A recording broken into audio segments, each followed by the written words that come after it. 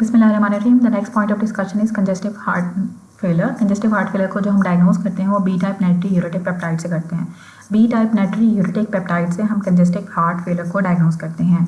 अब B type नाइट्री यूरेटिक peptide का हम ऐसे कराते हैं जो कि हार्ट फेलर में एलिवेटेड होता है और हमें हेल्प करता है हार्ट फेलर को बहुत सारी और कंडीशन से डिफरेंशिएट करने में, जैसे कि ESMA, acute coronary syndrome, COPD, pulmonary embolism, जो कि डिस्निया और एडिमा के साथ प्रेजेंट करती हैं। अब जो बी टाइप नाइट्री यूरेटिक पेप्टाइड होगा वो हार्ट फेलर के अंदर रेज्ड होता है और बाकी सब कंडीशंस के अंदर नॉर्मल होता है। इन सब कंडीशंस के अंदर आपको शॉर्टनेस ऑफ ब्रेथ भी हो रही होती है और आपको एडिमा भी डेवलप हो रहा होता है। लेकिन जो बी टाइप नाइट्री यूरेटिक पेप्टाइड है वो हार्ट फेलर को डिफरेंशिएट करता है एस्मा से, एक्यूट कोरोनरी सिंड्रोम से, सीओपीडी से, पल्मोनरी एम्बोलिज्म से।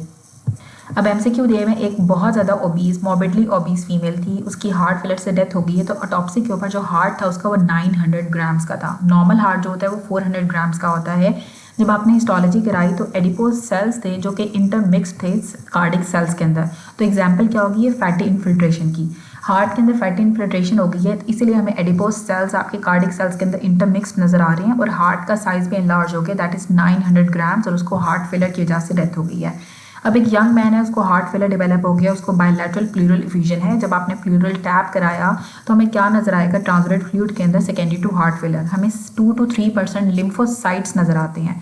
अगर तो प्लूरल इफ्यूजन डेवलप हो गई है हार्ट फेलर वाले पेशेंट्स को, तो जब हम प्लूरल टैप करेंगे तो हमें उसमें 2 to 3% लिम्फोसाइट्स नजर आते हैं हार्ट फेलर की वजह से। ट्रांसुरेट में सोडियम की रिटेंशन होना स्टार्ट हो जाती है हार्ट फेलर वाले पेशेंट्स के अंदर। सोडियम की रिटेंशन की वजह से उनको एडीमा डेवलप हो जाता है।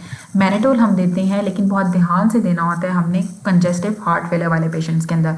मैनेटोल हम बहुत प्रिकॉशंस के साथ या कॉशन के साथ देते हैं कंजेस्टिव हार्ट फेलर वाले पेशेंट्स के अंदर, और सोडियम रिटेंशन की वजह से हार्ट फेलर के अंदर एडीमा डेवलप हो जाता है या हार्ट फेलर में सोडियम रिटेंशन होती है। अब एक पेशेंट है, उसको हार्ट फेलर डेवलप हुआ, मैनेटोल आपने दिया है, लेकिन उसकी वजह से रिस्क क्या होता है कि आपको पल्मोनरी एडीमा डेवलप हो सकता है। मैनेटोल आपने बहुत ध्यान से देना होता है हार्ट फेलर वाले पेशेंट्स के अंदर क्योंकि उनको पल्मोनरी एडीमा डेवलप हो सकता है। कंजेस्टिव हार्ट फेलर के अंदर कैप्टोप्रिल आपके कार्डिक आउटपुट को ज़्यादा कर देती है। ACE inhibitor captopril heart failure वाले पेशेंट्स के अंदर कार्डिक आउटपुट को ज़्यादा कर देती है। एडीमा जो होता है ना कंजेस्टिव हार्ट फेलर के अंदर, वो आपके कैपिलरी हाइड्रोस्टैटिक प्रेशर ज़्यादा हो जाने की वजह से होता है। सोडियम की रिटेंशन होती है हार्ट फेलर वाले पेशेंट्स के अंदर, और एडीमा जो मैकेनिज्म है ना उसमें क्या होगा कि आपका कैपिलरी हाइड्रोस्टैटिक प्रेशर इंक्रीज कर जाता है। कैपिलरी हाइड्रोस्टैटिक प्रेशर इंक्रीज कर जाता है एडीमा में। सिंगल बेस्ट ड्रग जो कि माइल्ड कंजेस्टिव हार्ट फेलर में देते हैं वो आपकी एस इनहिबिटर्स होती हैं। एस इनहिबिटर्स आपकी सिंगल बेस्ट ड्रग होती है जो आप माइल्ड कंजेस्टिव हार्ट फेलर के अंदर देते हो। अगर किसी को माइल्ड कंजेस्टिव हार्ट फेलर है तो आपने एस इनहिबिटर्स देनी है, और एस इनहिबिटर्स कार्डिक आउटपुट को ज़्यादा कर देती हैं, या कैप्टोप्रिल आपके कार्डिक आउटपुट को ज़्यादा कर देती है कंजेस्टिव हार्ट फेलर वाले पेशेंट्स में। मैकेनिज्म ऑफ एडीमा क्या होता है हार्ट फेलर में, क्या increase capillary hydrostatic pressure is the mechanism of oedema in congestive heart failure.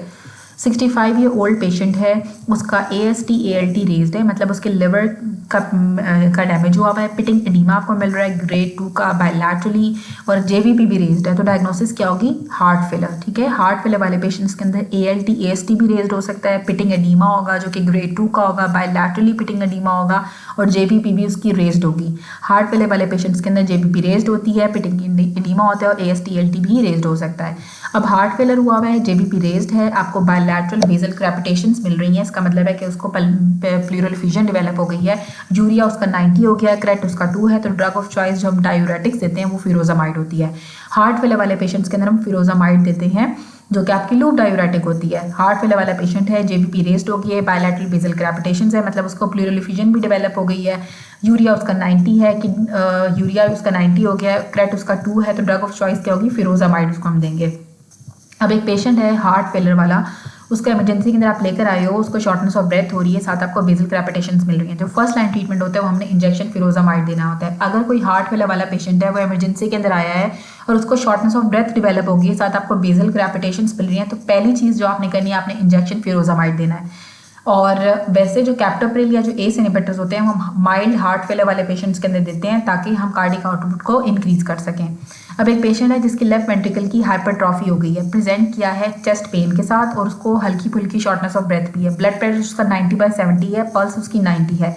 तो उसके पेन को रिलीव करने के लिए हम नाइट्रेट्स देंगे। लेफ्ट वेंट्रिकल हाइपरट्रॉफी वाला पेशेंट जिसको चेस्ट में पेन हो रहा है, हल्की फुल्की उसको शॉर्टनेस ऑफ ब्रेथ भी है, ब्लड प्रेशर उसका लो हुआ है, हार्ट रेट उसका ज़्यादा हुआ है, 90 हुआ है, हार्ट रेट भी नॉर्मल है, 60 to 90 नॉर्मल होता है, 72 तक आपका नॉर्मल होता है, तो थोड़ा सा ही उसका हार्ट रेट ज़्यादा है, मतलब टेक कार्डिक नहीं है, 90 कंपैरेटिवली बेटर। तो उसको जो हम पेन को रिलीव करने के लिए जो हम देंगे दैट इज़ नाइट्रेट्स, ठीक है, क्योंकि अगर हार्ट रेट 60 से नीचे हो तो उसको हम ब्रेडिकार्डिया कहते हैं, और अगर 100 से ज़्यादा हो तो उसको हम टेकिकार्डिया कहते हैं। तो 90 है तो वो दरमियान की ही रेंज में है, तो आप उसको नाइट्रेट्स दोगे पेन को रिलीव करने के लिए।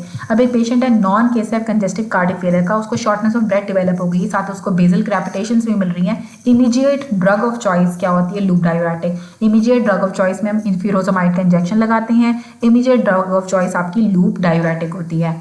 अब एक फीमेल है, यहाँ पे आगे हमसे क्यों थीम है, एक फीमेल है, उसको फीवर डेवलप हुआ है, शॉर्टनेस ऑफ ब्रेथ हो गई और सडनली वो कोलैप्स कर गई है, और टॉप्सी के ऊपर उसका डायलेटेड हार्ट था, पेरिकार्डियल फ्यूजन भी थी, लिम्फोसाइट्स और नेक्रोसिस नजर आ रही है, तो कॉक्सेकी बी वायरस होगा।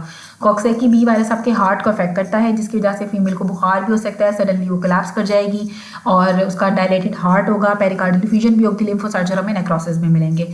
पेशेंट है, उसको शॉर्टनेस ऑफ ब्रेथ है, पिंक फ्लूइड नजर आ रहा है, कोई आरबीसीज नहीं है, डब्ल्यूबीसीज नहीं है एल्वुलाई के अंदर, तो क्या होगा? Congestive cardiac failure.